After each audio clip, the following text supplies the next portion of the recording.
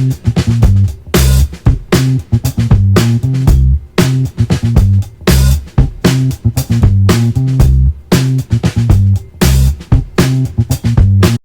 and welcome to Inside the Admissions Office, your one-stop shop for expert advice on the smart way to get in. My name is Ellen, and in each episode, I'll bring you an interview with a former admissions officer, a graduate of a top college, or an admissions expert.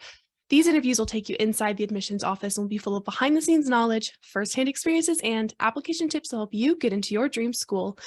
If you'd like to chat with one of these experts, you can sign up for a free consultation with the link in the description of this episode. I would just like to make an announcement before we get into today's episode that this will be my last episode. I am moving on from this role, but it's been, a blessing to be here. So the podcast will be on a short hiatus, but it'll be back later this year, bigger, better than ever. You won't even miss me. Anyway, so today we'll hear from Padya Paramita, an InGenius Prep Graduate Coach and our digital content manager, and Vicky Rosenthal Madrid, our Assistant Director of Marketing, about how some of our real students this year were accepted to Brown, MIT, and Rice. Hi, how are you all today? I'm good. Hi, Ellen. Hi, Vicky. Hi, Polo. Hi, Ellen. I'm doing really well today. Obviously, a little bit sad to know that our podcast host is moving forward, but just like she said, we are going to have a wonderful hiatus and a wonderful time coming back. Thank you for those kind words. Poto, do you just want to give, and this will be Poto's last episode too, so this is a real tearjerker. Hope everybody has their Kleenexes. Poto, do you just want to quickly give everybody your background for new fans? Yeah, absolutely. I am originally from Bangladesh. I graduated from Wellesley College with double major in English and Women's and Gender Studies. I started at InGenius as the digital content specialist after that. So that means that I write a lot of blogs and e-resources on the admissions office. I am also a graduate coach, and I help students with their applications on a yearly basis. And I just finished my master's in creative writing from Columbia University, and I'm currently teaching English at the University of New Haven. And Vicky? So I was born and raised in Honduras. I also had the international student experience, just like Polo. I got my undergrad at BU up in Boston, and I got my master's at FIU and Miami Ad School in Miami, Florida. I've been working in education marketing for the past 3 years, and part of my job at InGenius is to talk to students day to day. So I get a really good picture of the questions and the concerns that our everyday students have. And so this episode is about our real students that we worked with during the most recent 2022 to 2023 early admissions rounds. So really quickly, I'd just like to talk about, some of the trends. So first of all, Poto, what would you say if you had to quickly summarize what makes a successful early application? What lesson could we take from all of our successful early applicants this year? Yeah, absolutely. I think one misconcept, something that people get wrong, is that if you just submit an early application, you're likelier to get in. Statistically, that is true, but it is by no means a guarantee. These schools are all extremely competitive. So as a result, you do have to submit a polished application, one that is really strong and can stand out amongst these students who are all willing to be committed to the college. Often schools do look for fit and commitment. They're very conscientious about yield, and they want to maximize that yield. But with something like early decision, they already know that students will commit if they get in. So it becomes all the more competitive in the sense that you are competing against students who are equally committed to the school. So it's important to make sure you're applying to the right institution for you, you're good matches for each other, and then you've written your personal statement that fits the kind of students that they look for, as well as written these supplemental essays that highlight that you've done your research and you know that you belong to this place. And what trends have we identified so far in this past early admissions round? Yeah, I mean, ever since COVID, the numbers all have become really high and continue to increase. And this year, too, we saw that acceptance rates continue to fall as application numbers continue to rise. I believe MIT, which has had unprecedented numbers throughout the last few years, was the only school among the top ones for which the application numbers fell slightly and the acceptance rate rose slightly, but that really might be because they had such scary numbers in the last couple of cycles. Everything else, Harvard, Yale, Brown, record-breaking numbers, both in terms of acceptances and applications. And I think how this might inform the regular round is that schools have started to take a significant number of their classes from the early application pool. So we might see even more competitive regular decision applications. So especially because with test optional policies, it's just become even more competitive. They start looking at everything else. And so numbers alone are not enough to help a student get in. And so we're talking today about 3 case studies, and we might refer to them as our students. Of course, they're our company students. We weren't their counselors. We didn't work with these students as their counselors, but we did write their case studies. So we did review, pages, hundreds and hundreds of pages of their application materials and candidacy building materials. So if you hear us refer to them as our students, that's why. And we've given each student a name, but of course, those aren't their real names. These are anonymized just to protect these students' privacy. So just to clarify that. But let's start first by just talking about how long our students have worked with us. So my student, Anna, that's what we'll call her. She started with us with our candidacy building program, and she worked with us. She did an academic mentorship during that time and then transitioned into AC, and she got into Rice. And I think that's one of the reasons she had such successful results is because, whether you're working with us or you're just working on your own, early preparation, freshman, sophomore, junior year, that's just essential. And Vicky, how about you? When did your student start working with us? So my student, our students, his name is Alex. That's the name we'll be using today. He worked with us for about 2 years. He started working with us when he was in 10th grade, and he did our candidacy building program and our academic mentorship, as well as our application counseling programs.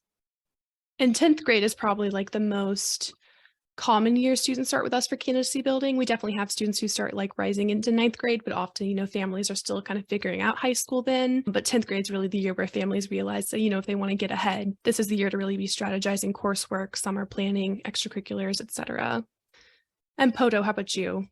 Yeah, the student I will be talking about today is Mary, and she started working with us in the second semester of her 11th grade. So she did candidacy building for at least 6 months, which can really help you figure out those last few bits of junior year and then plan that summer before senior year. These are some essential times to go make sure you're in a good spot for 12th grade. And so that's what she did with us. She, worked on summer planning, extracurricular enhancement, test planning, all of these things with us in the candidacy building program.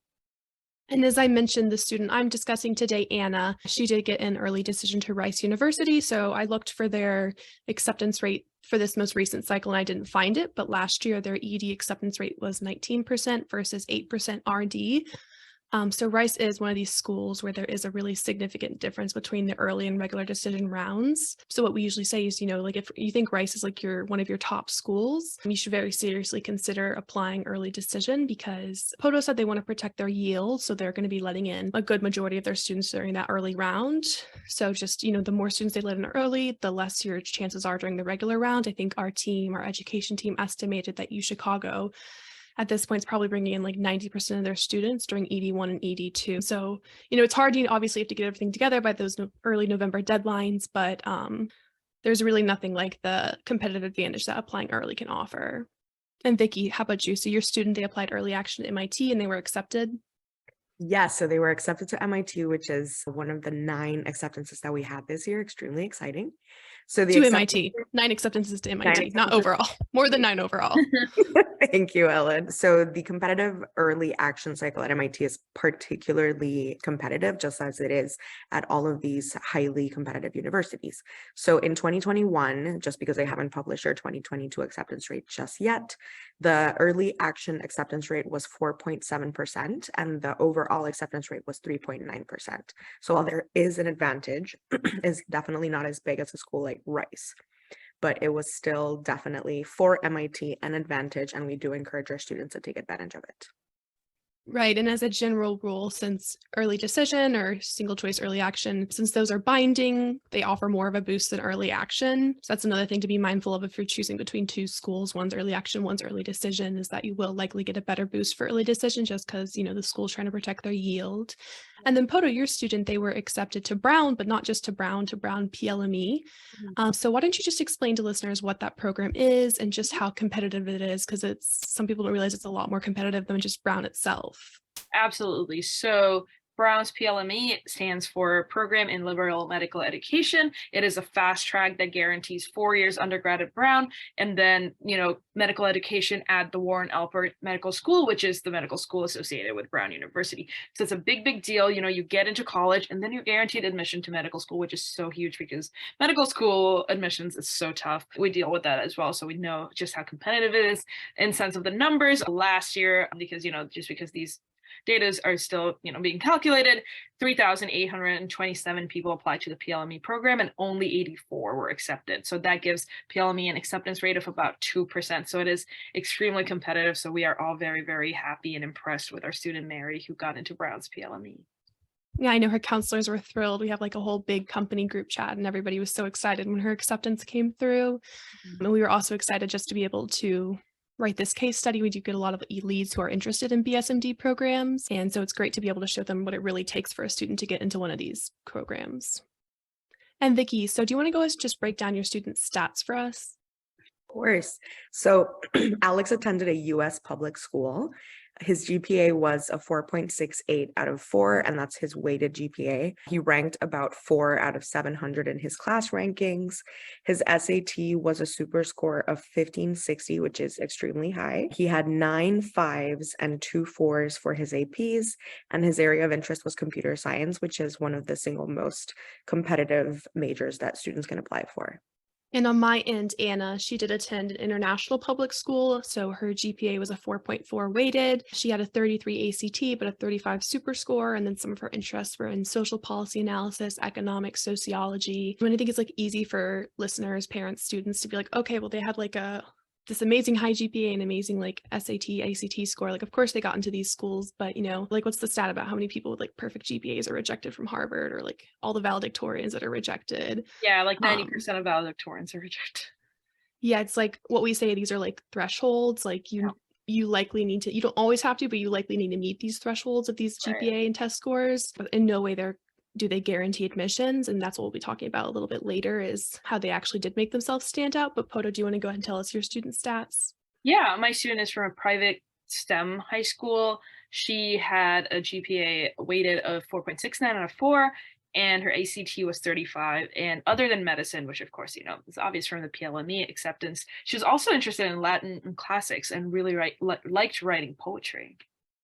And so how we kind of structure these case studies is we like to focus on, and this is similar to how our counselors work, is when they're building a strategy, they're identifying, what are the key challenges or perhaps weaknesses in a student's application profile, and then how can they be fixed. So Vicky, why don't you go ahead and tell us, what were your students' key weaknesses? What were their counselors really wanting to work on? So an interesting thing about student A, or Alex, was that he didn't really have any weaknesses, which is something that we actually encounter at InGenius. So while it may seem that he doesn't have weaknesses, there are challenges to his application. So his specific challenges were that although he had an incredible resume already, he had really, really good grades, he was still applying to computer science, which is the most competitive major last year, and it remains to be an extremely, extremely competitive major. So what does this mean? It means that students like him are applying to schools like him. So it's profiles that are very similar to each other. So he really, really needs to stand out. So in terms of his extracurriculars, he was really interested in sports, but unfortunately outside of his sports involvement, his extracurriculars lack diversity, community involvement, and leadership, which are things that would absolutely help a profile stand out. And especially for how competitive the schools he was applying for and his competitive major, he really needed to lean into these things and try to get them into his profile to be able to stand out. And then finally, he was just targeting a ton of top 10 schools. So he really, really needed to have an extremely successful application to be able to set himself apart, because you have to remember that most of these 90% of valedictorians that are rejected from Harvard are presenting extremely well put together applications. So you have to stand out amongst the best of the best. I think we can think of challenges versus weaknesses as external versus internal. So like you said, an internal is that he had, and he didn't have many weaknesses, was that his extracurriculars were lacking in variety. Whereas a challenge, those are external, was, that he was applying to this competitive major, CS, that he was wanting to go to these top 10 schools. And so these are external, he can't control that CS is competitive, but he can control his application profile. He can't control which schools he applies to. He could apply to, a major that's similar to CS, but like slightly different. So just thinking about like what you can control versus what you can't. And then for my student, Anna, her weaknesses were she kind of had a lack of leadership. So she did have like a very, significant resume. She was involved in a lot of activities, but because of that, her profile was like a little bit like bloated, like it was kind of confusing. If you have like too many different activities, too much variety, which is like the opposite of Alex's problem, it's hard for the admissions officer to kind of draw like a thread through all your activities and understand who you are. So Anna really needed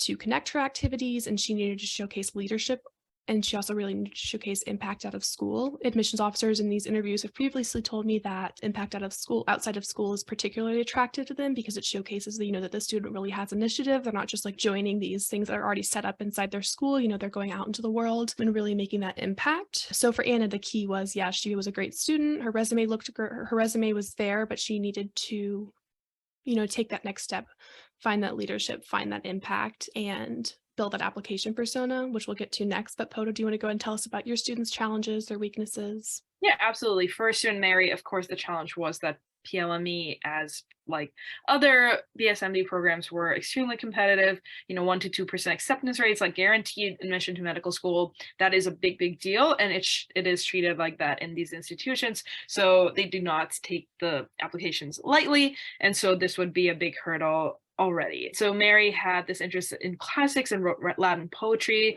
Since it is uncommon for classics majors to be interested in BSMD programs as well, her application would have to, kind of reflect a connection between classics and medicine. And, for high schoolers to have an interest in medicine is one thing, but to find those opportunities to really take that interest to the next level is a challenge, because a lot of actual medical school candidates are also vying for these kinds of positions. So Mary did not have a lot of medical activities where she had an impact on a larger scale or anything beyond her school. Yeah, it's like definitely, I don't know if like catch-22 is the right word, but with students, like they never want to have these disjointed interests. Like they don't want, your application always has to have a narrative. So having like very different interests, that could be a drawback. But if the student can connect them and like find those like interesting connections, as we say, between their different interests, like that's where like the magic happens. Like admissions officers love that. If you're like talking about like, I don't know what classics, like what Plato said about medicine, like that's when an admissions officer is like, oh, like this is a cool kid. I want this kid on campus at Brown. And then so Poto, since you're kind of our resident like expert here, do you want to go ahead and define application persona for us before we talk about each of these students' application persona? Yeah, application persona is a very niche InGenius Prep term. It's extremely useful. It is essentially a theme that sets your application apart from others. So you see what a student has and you connect them and you give them this, fancy-ish title that then informs the rest of their application. So once we kind of say what these application personas were, you'll understand a bit more about how, they took that going forward.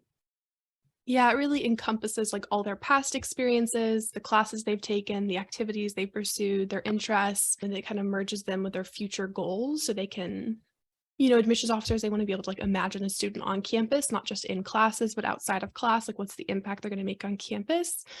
And these application personas are a great way for them to do that. And of course, like these application personas, like they're never written out anywhere on the application. The student's like not describing themselves in these terms, but this is like the experience you want the admissions officer to have when they're reading the application. Like this is the person they want to be envisioning.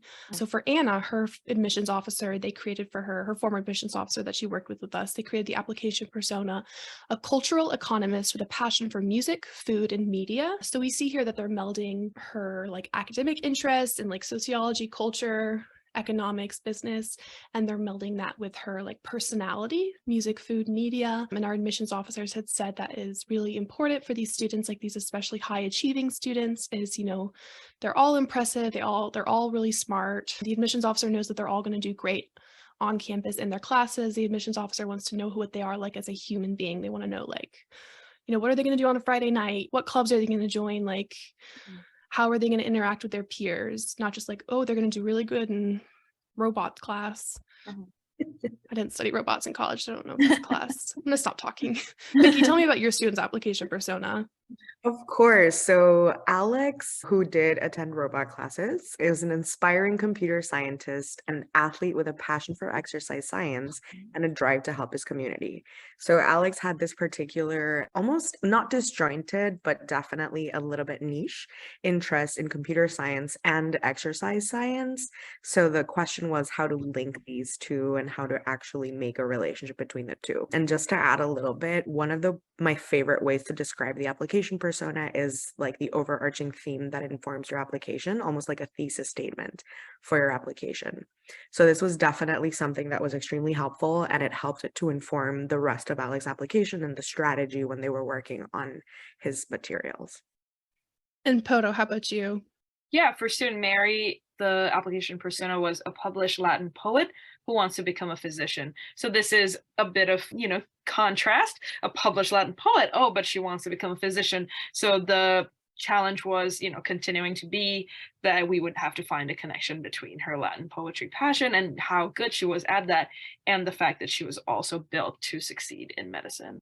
In both these application personas, we see that like hint of personality again. So not just a computer scientist who's going to be like coding in the library, but they're like an athlete. They have a passion for exercise science. Like they're probably going to leave the library and like go play Frisbee or something. And then, a published Latin poet, like she's not going to just be in the lab dissecting people, she might go outside and like write some poetry. Very good for her. And then also we see like future goals and impact. So this computer scientist, he has a drive to help his community. This poet, future doctor, she wants to become a doctor.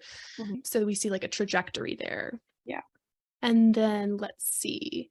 So we also were kind of writing these case studies and we're imagining these case studies. When we're like working on these case studies, they could be like super long, like pages and pages, 20 pages, 30 pages, because obviously like the counselors are doing a lot of work with these students. They're working together for years, sometimes their entire high school career sometimes.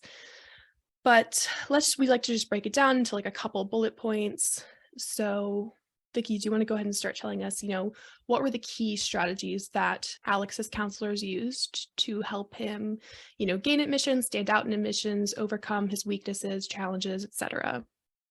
Of course. So there's a few bullet points that I want to go over. So I apologize if I go a little bit long here, but it's definitely a very interesting case study. So one of the biggest things that we did with Alex was course selection. So we encouraged him to seek out opportunities in computer science outside of the APs that he was already taking at school. So he was already taking essentially the most rigorous course load available at his school, which tip is something you want to do. And because his school didn't offer all that many CSAPs, he started seeking them out outside of school as well. So that just went to show the universities that he was seeking out opportunities. He was like going that extra mile to really find these CS opportunities. Another thing that we did with him was extracurricular enhancement. So this focus on extracurricular activities. So as we mentioned before, we really wanted to focus on seeking out leadership roles and community service opportunities where he could really have an impact. And we also wanted to show continued involvement, which is really important in applications as well. Admissions officers don't want to see that you suddenly start something in 11th grade. They want to see continuity. They want to see that you've been involved in it and that you've deepened your involvement in these activities. So that's something that we really leaned into with the leadership role, seeking out these opportunities. He also did something extremely cool, which was starting a signature project, which was an app that helps athletes track physical therapy progress. So you can start seeing where he's connecting his interest in CS and medical science there, right? So this would be a big part of his application at the end of the day. The signature project was something that really, really like showcased his application persona. So we wanted to make it a highlight of his application. Aside from that, Alex did an academic mentorship with us. We paired him with Dr. Ganesh Mani, who's an adjunct instructor at Carnegie Mellon, for an academic mentorship, which is one of the signature services we have here at InGenius. So essentially, he focused on his field of interest and he studied object detection models. So essentially, that's AI term, but he studied something that was really in his sort of area of interest and passion. And this ended up being a big part of his application as well, because he received a recommendation letter from Dr. Mani. So this went to show that, he had his research, he had it on his profile, and he really succeeded at this higher level of educational, essentially a class that he took. Aside from that, we worked hard at school list. So something that happens with these high achieving students is that the school list tends to be not balanced. So they're looking at mostly extremely highly competitive universities. So we need to have a balanced list. So that sometimes may feel a little bit nerve-wracking, to take off some of these dream schools from your list, but you really have to be realistic about the chances that you have and what it means to be applying to these top 10 universities. So we did quite a bit of work on that school list. There was a lot of organization that went into it. Alex did quite a bit of research looking into majors, different classes that he would be taking at these schools, and finally produced a list that we were quite happy with, and so was he, which is key. We also, as I mentioned, planning and organization was a big thing. So there were so many spreadsheets that Alex and his counselors used to track progress, to make sure that everything and all of the, every single essay, every single part of the admissions process, and every single extracurricular, everything was looked at, everything was strategized, and everything was organized. And then finally, just the support with his application components was a big thing. So specifically on his personal statement, we did quite a bit of work, because he was writing about a sports injury, which is a lot of the time seen as a very, very common essay topic. But because he really genuinely had an interesting spin to this, his unique perspective, we actually encouraged him to write it. And it told a really well-written story about a kid who is, so driven to help his community and have an impact using his skills and his interests. Yeah, we did a TikTok maybe like last year about, well, it's like January 2023. So obviously it was last year. Sorry, having a hard time with like the passage of time, but it was earlier in last year. So like earlier 2022, about like the cliche statement topics based off a blog that Poto wrote. And one of them, of course, was writing about a sports injury. That's like one of the most cliche ones. And we're like, I'm still getting hate comments about it. I'm like, the athletes are still mad about it. I get comments are like, you don't understand how hard it is to be injured. I'm like, I've been in physical therapy for like 2 years straight. Like, I get it, but you have to do it like Alex did it and really think of like a new and fresh way to be approaching this topic. I like what you said about the school list, how the counselors, are helping these really high achieving students. I think one thing our counselors are really great at is helping the students really identify what schools like meet their personality and meet their needs. It's like some students will be like, I'm applying to like all the Ivy League schools. And I think it was, Natalia, our UChicago former admissions officer, during her podcast interview, who said like, if you're applying to UChicago and you're also applying to Brown, like something has gone wrong. Like these schools are polar opposites. Like you're like fundamentally misunderstanding how much research you need to be doing into the school list process. And then of course, counselors are also very helpful with the strategy of looking at your high school should have like a profile that shows information about like what schools students at your school usually get into, which schools they usually apply to, and that's super helpful. If you go to a school where everybody applies to UVA is like not your safety school if everybody's applying there. Like bad news, it's just true. And it's interesting that Alex got into MIT, because MIT actually has something very unique in their application called the Maker Portfolio. And that is, a lot of students, like there's artistic portfolios. So students involved in the arts will often submit portfolios. This Maker Portfolio is like an opportunity for STEM students to submit their portfolios and to show like projects they've worked on. So I can imagine that Alex probably submitted, his project with his academic mentorship with the Carnegie Mellon professor, or he maybe submitted that app. And I can imagine MIT was probably quite impressed by that. Our chief education officer, Erin, she actually went to the, it's a long acronym. NACAC. National Association for College Admissions Counseling Conference. She went there in the fall 2022. And one of their like big panels was with the MIT admissions officer, and they were talking about their Maker Portfolio, and they were talking about, how can other colleges adopt this so that there's more of this like project-based like application component at other colleges. One thing Erin and I discussed is, how can other students that like take a to like take these opportunities, and even if the school like doesn't have a maker portfolio, like how can these students like create their own projects? Where can they find to like put those in their application, whether it's the essays, additional information section. But admissions officers, like they're all like humanities people. So if you like write that you did like a project, if you write in your activities list that you did like a coding project, they're going to be like, oh yeah, sure, okay. But if you can actually show them like, a more specific example, how it works in action, like a abstract of the project, help them like really understand what you're doing, that brings your application to life. And so I've been talking for a while, so I'm going to pass the mic to Poto. So Poto, do you want to tell us about the strategies that Mary used to gain admission? Yeah, so Mary was a really strong student, so our goal was to just take everything that she had and elevate it to a level that made it extraordinary. And so this meant that taking her medical extracurriculars on a national scale. So she started actually her own medical organ. This was something she was running out of school, but then with our help, she expanded it beyond her community. She, helped out her local community. She started an Etsy business that then the money went to kids with cancer, things like that. And then we had that poetry angle, right? So something that actually helps a lot of medical students stand out is an additional interest. And so because she was so good at poetry, we encouraged her to publish, and she ended up having 2 books published by the time she applied to college. So that was really awesome. But we still had that issue where medicine and poetry were disconnected. So how did we help her with that? We found that service could be the common sector. So medical students really need to show empathy and altruism, that they really care about their patients, about their community. And one of the ways that Mary kind of brought these things together was that she worked in a hospital with patients,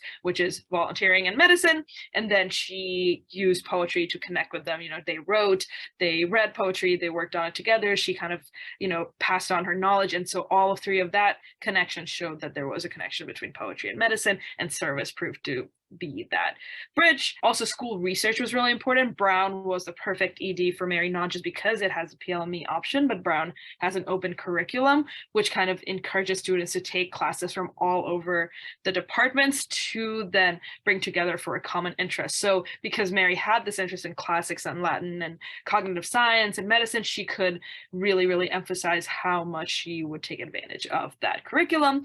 And so we kind of strategized that she would write about herself, her personality, her family, and a little bit of connection with poetry and her personal statement, just so that they get to know that she's just a person. She's not a robot. She's not going around doing medicine left and right. She has, family that she cares about, and that helps motivate her.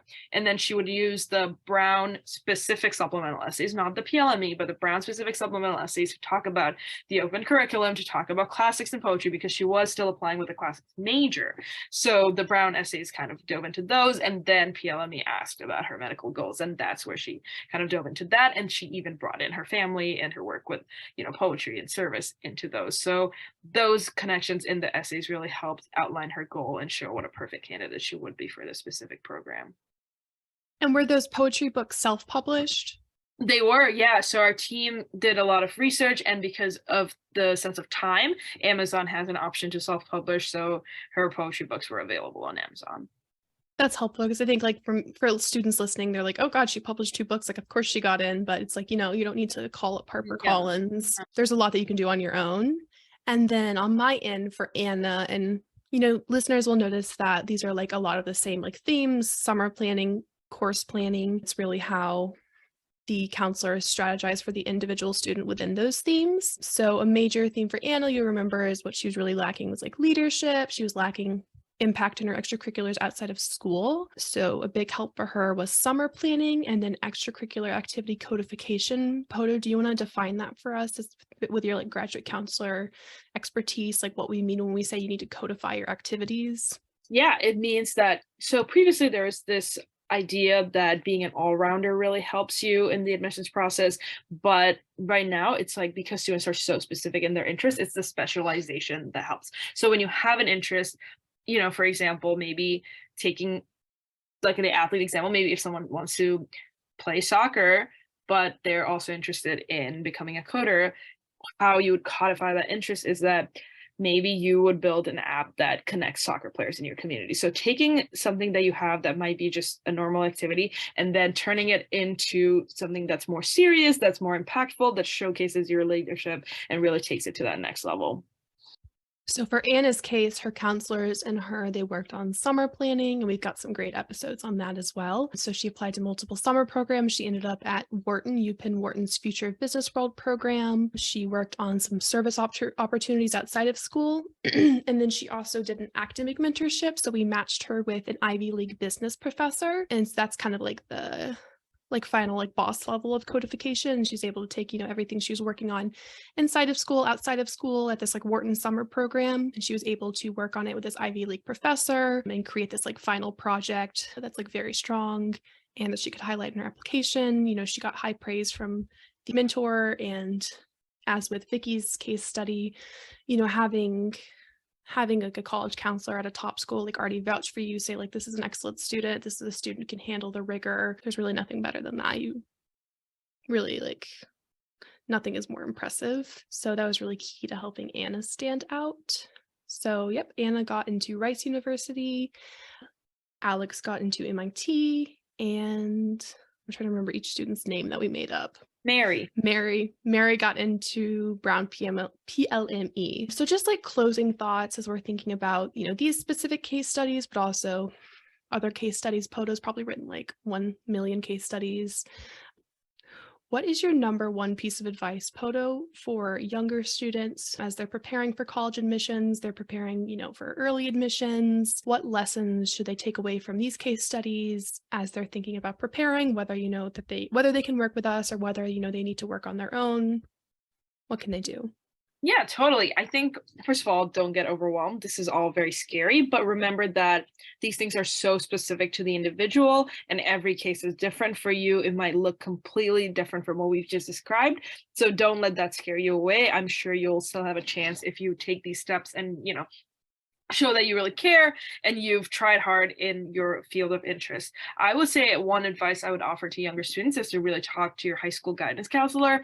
They have been through and seen so much, so they know what kind of school students in your high school apply to.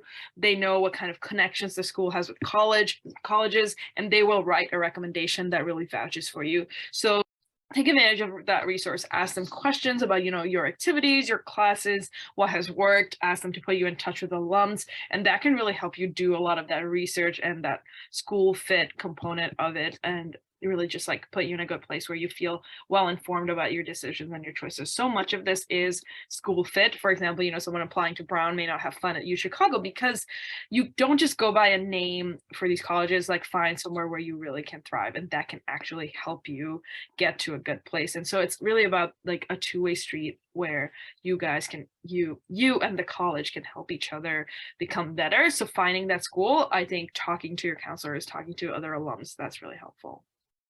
That's great insight for job applications and the college needs students, the company needs employees. I had a meeting with an editor and I was so nervous. And I was texting my writing group and they were they need writing. They don't exist if they don't have writing.